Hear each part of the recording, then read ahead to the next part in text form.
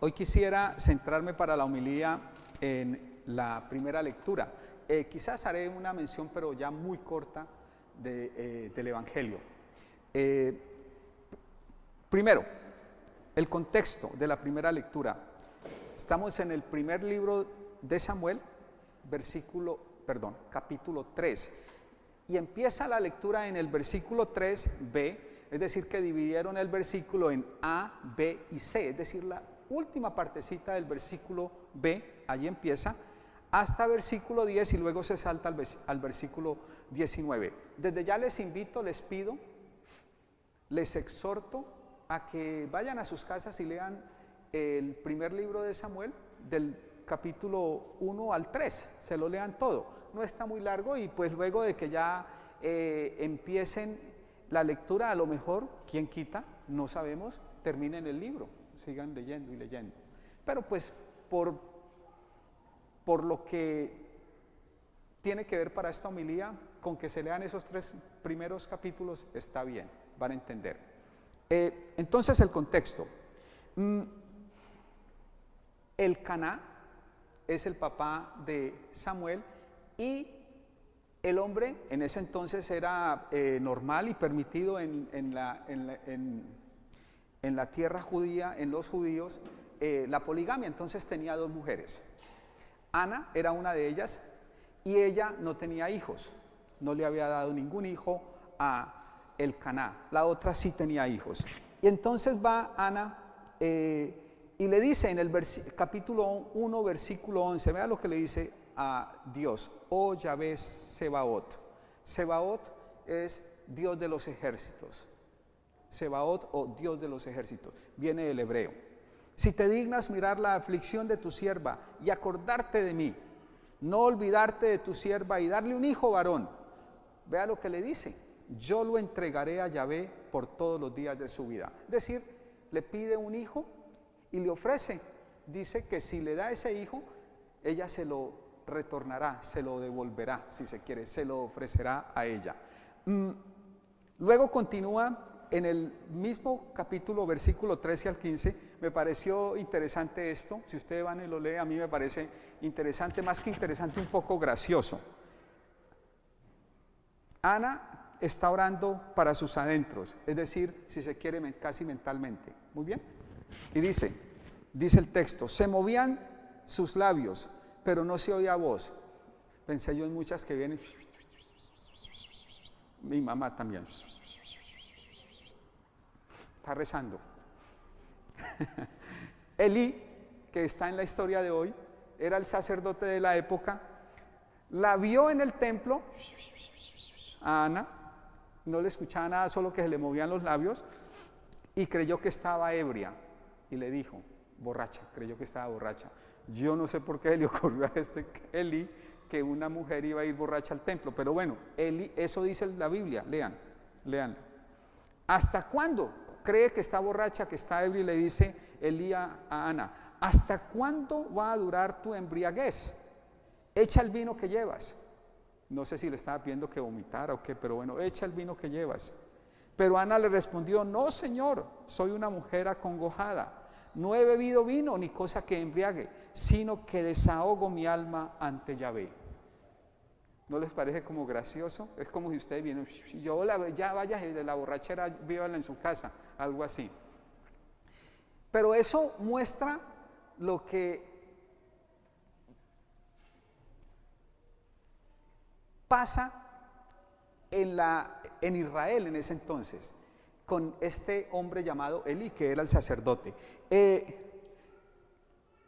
Luego sigue el texto en el capítulo 2, bueno, Ana tiene, Dios la escucha, Ana tiene a un hijo, y al final del capítulo 1 viene el gran cántico de Ana.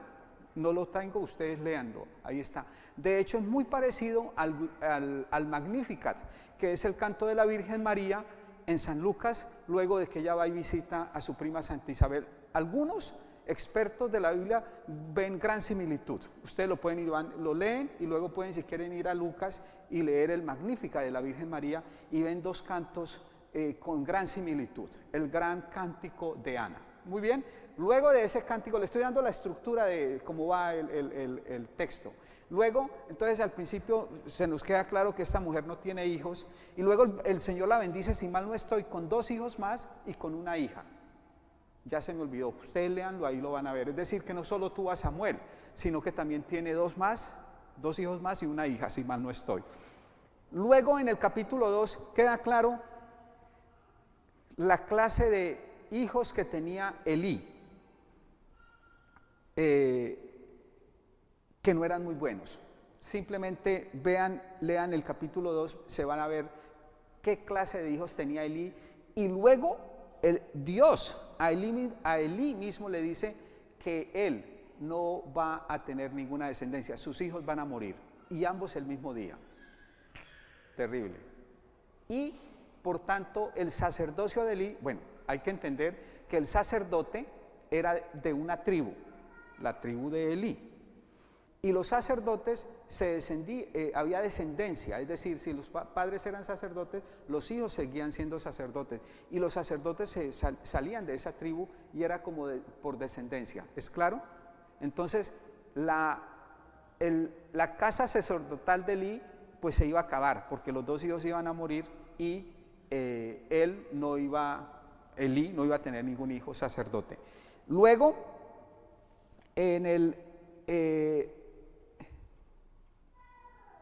ya empieza en el capítulo 3, ya entra en escena Samuel.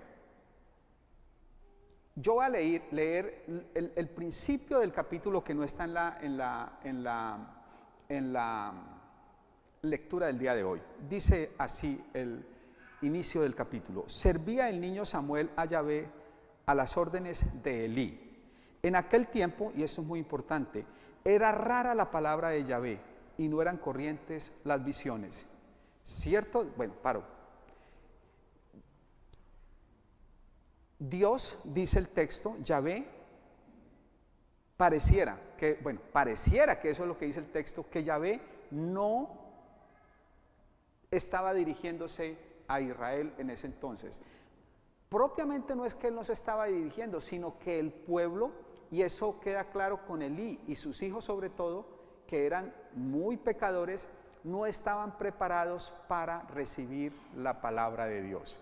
Es decir, había una falta de palabra de Dios en el tiempo de Elí y de Samuel. Y repito, no porque Dios no pudiera revelárseles o dárseles a conocer en su palabra, sino porque el pueblo se había rebelado ante Dios. Y entonces no había, si ustedes quieren, quien lo escuchara. Y de hecho, nada más el nombre de Samuel, que en hebreo se pronuncia algo como Shamuel, significa aquel que escucha a Dios. La gran oración hebrea del pueblo de Israel: escucha a Israel. ¿Han escuchado ustedes en el Deuteronomio? Escucha Israel.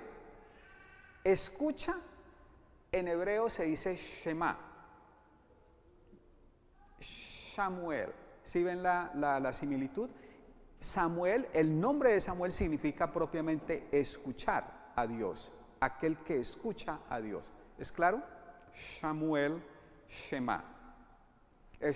Así se pronuncia. Shamuel, Shema. Samuel significa propiamente eso. Como que todos los demás tenían los ojos cerrados y los oídos cerrados a la palabra y a las visiones de Dios. Y aparece no, sino que entra en escena un niño llamado Samuel, que es el que escucha, es decir, el que tiene los oídos abiertos y el entendimiento abierto para entender al Señor que habla. Y entonces sigo la lectura de los primeros versículos del capítulo 3. Cierto día estaba Elí acostado en su habitación. Sus ojos iban debilitándose y ya no podía ver. Vuelve y juega. Elí muestra en sí mismo la situación espiritual del pueblo, que tenía sus ojos debilitados y ya no podía ver al Señor, sus oídos cerrados y no podía escuchar al Señor. No estaba aún apagada la lámpara de Dios. Samuel estaba acostado en el santuario de Yahvé, donde se encontraba el arca de Dios. Esa ya es parte de la lectura del día de hoy. Entonces, la situación espiritual del pueblo en tiempos de Elí y de Samuel queda reflejada en los hijos de Elí y en Elí mismo, que no escuchan a Dios, están cerrados, tienen una cerrazón espiritual para escuchar y ver al Señor, para reconocer al Señor si ustedes quieren. Pero entra en esa cerrazón humana, entra en esa imposibilidad de escuchar a Dios, imposibilidad que viene no por Dios, sino por el hombre mismo, eso es bien claro. Es es el hombre mismo que se cierra al Dios que quiere dirigírsele y hablarle. Dios no, es el hombre mismo. Entra entonces en escena el Dios que habla. No dejo yo, y estaba yo preparando la homilía, y no dejo yo de pensar en lo que estuvimos viendo el martes pasado fue y que salió el miércoles, ¿no? En Facebook, en un café con fe, un café con fe, en la página de Facebook, que salieron los videos, están saliendo los videos que grabé yo, yo no grabé, lo grabó Edgar de Santo Tomás, y que yo doy la charla para explicar la Dei Verbum, que es propiamente la constitución dogmática del Concilio Vaticano II sobre la revelación de Dios. Yo estoy hablando propiamente de eso. Y la Constitución lo dice claramente, Dios se le revela al hombre, se le revela hablándole. Eso es lo que pasa en el primer libro de Samuel.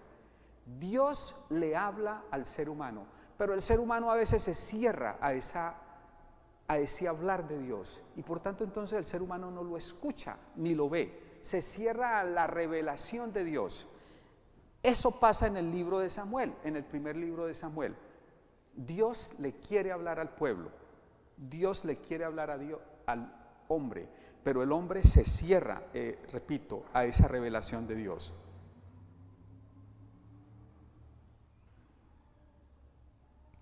Tres veces Dios le habla a Samuel. A la tercera vez, y Samuel, esa dificultad de Samuel, que es el que escucha a Dios propiamente, que es el que escucha a Dios, esa dificultad de Samuel para escuchar a Dios es signo de la dificultad del pueblo para escuchar a Dios, su cerrazón. Samuel, que es propiamente el que escucha a Dios, tiene problemas para escuchar.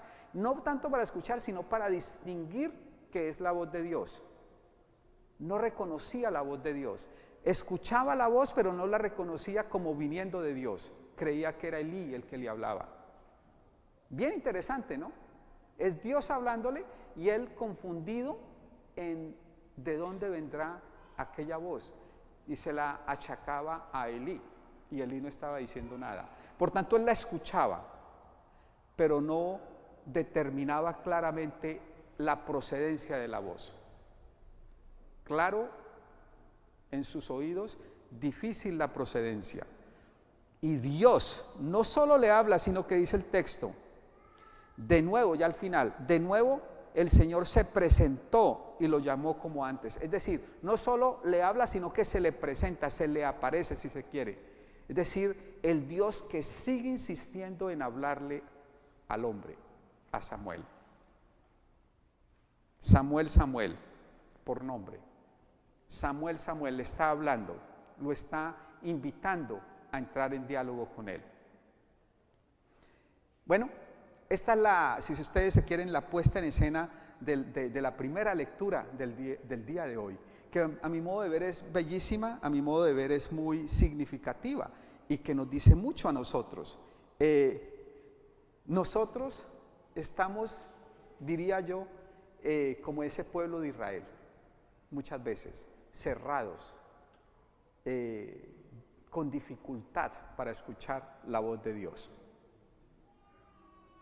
Muchos de ustedes estarán diciendo, ¿cómo la escucho? Bueno, eso es parte de la dificultad que tenemos porque nunca la hemos escuchado y quizás no estamos entrenados para escucharla.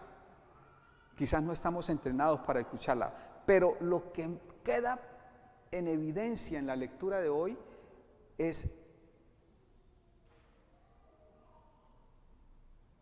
la decisión divina de hablarle al ser humano. Dios nos habla y Dios nos dirige su palabra y quiere entrar en comunicación y quiere entrar en diálogo con cada uno de nosotros. Para mí eso es lo más importante. Aún en la situación del pueblo de Israel en el tiempo de Samuel y de Elí, Dios se le quiere mostrar al pueblo y le quiere hablar. Pero ¿qué es lo que pasa? Y yo espero que no esté pasando ahora. El pueblo, y eso cada que lo leamos en la Biblia es signo de la falta de atención espiritual. El pueblo está adormilado,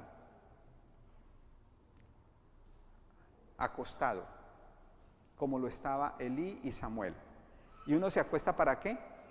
Bueno, también para descansar, pero normalmente se acuesta uno en la cama para dormir, adormilado. Cualquier parecido con la realidad es pura coincidencia.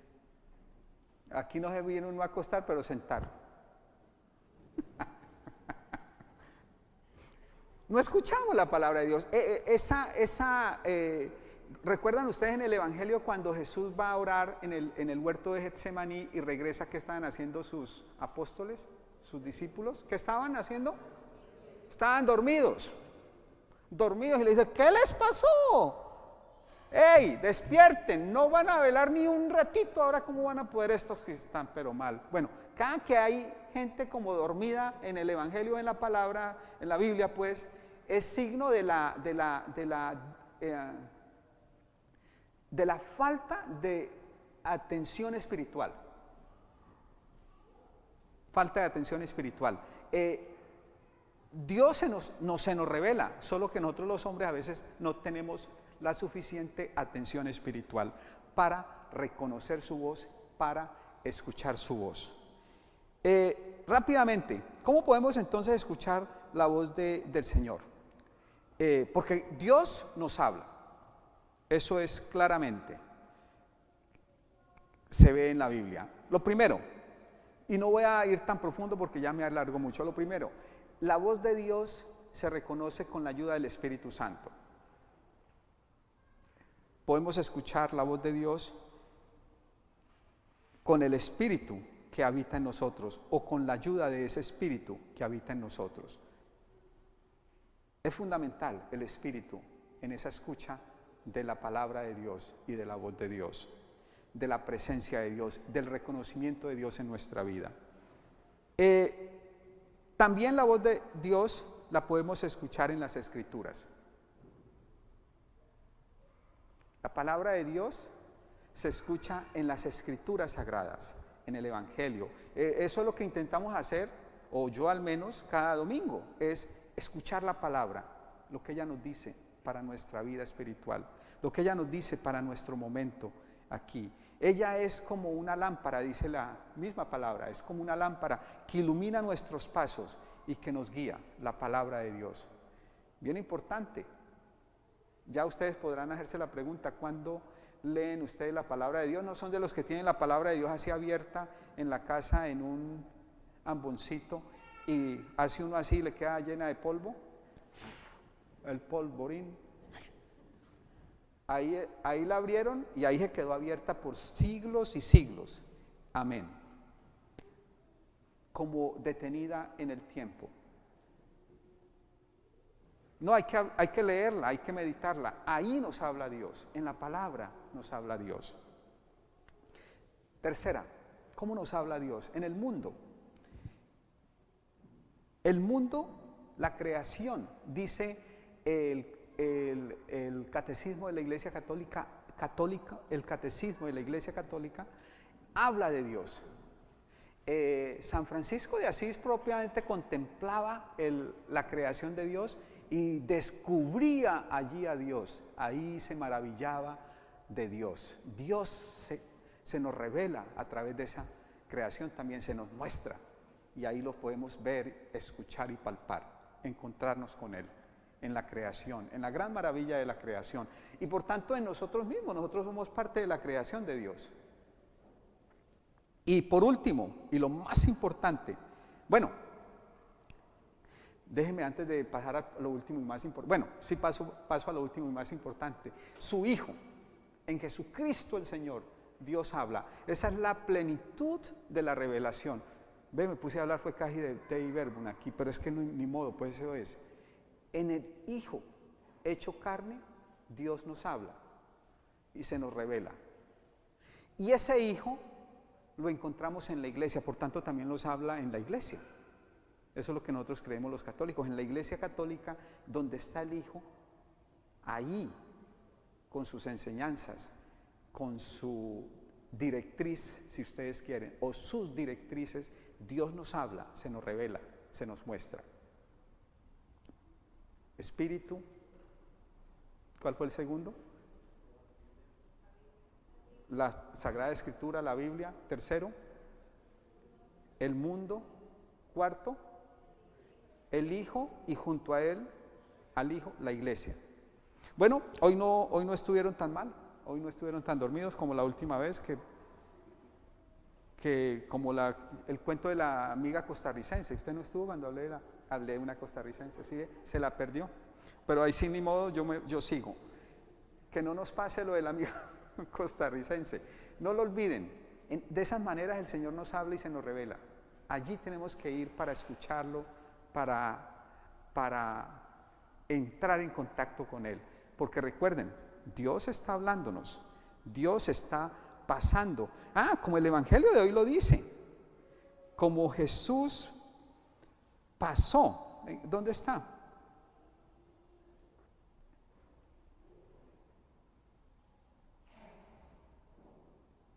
Ay, Señor, estaba aquí, yo lo estaba leyendo y si ven.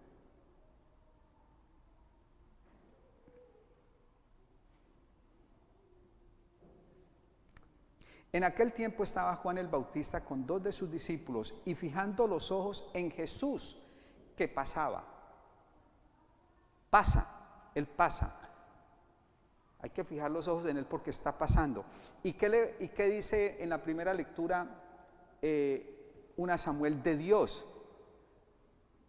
Que se presentó y lo llamó. ¿A quién? A Samuel.